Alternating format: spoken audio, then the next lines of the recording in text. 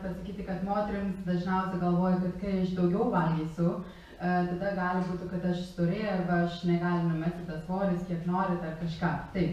Tai va, tai noriu dabar palyginti. Atrodo, kad jūsų kolegė sėdė ir yra tas pertraukelė, kur Andrius dabar kalba, ir jūsų kolegė traukia vien saldainių, tokie dydžiai, nu, mes visi žinom, kokie dydžiai yra saldainių, ir jūs ištraukė tokią, pavyzdžiui, dėžutę su jogurtas ir, pavyzdžiui, vaisių, ane?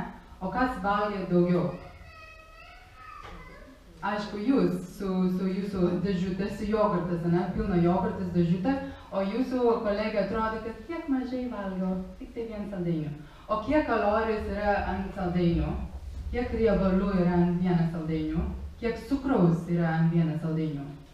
Tai va, kartais mūsų akis nemato, kas yra iš tikrųjų į maistą vertas.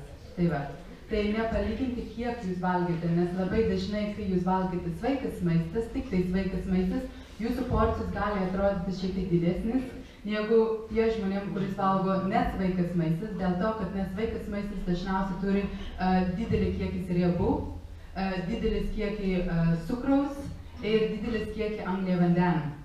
Ir dėl to jie gali valgyti tik tą saldainių ir jau jaučiasi soti. O jūs turi valgyti visą dėžutę jogurtas, kad jūs jausit tą patį sotumas kaip jūsų kolega. Tai va, tik tai noriu paaiškinti, kad nepalyginti maistas kiekis, bet vertas, maistas vertas.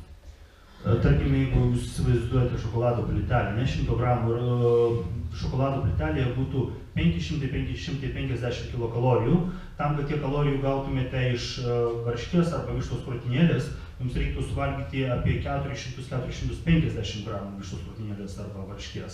Tai jau būtų, tai atrodytų, kad jau beveik kalnas maisto, ne? O čia yra tik šokolado plytelė. Todėl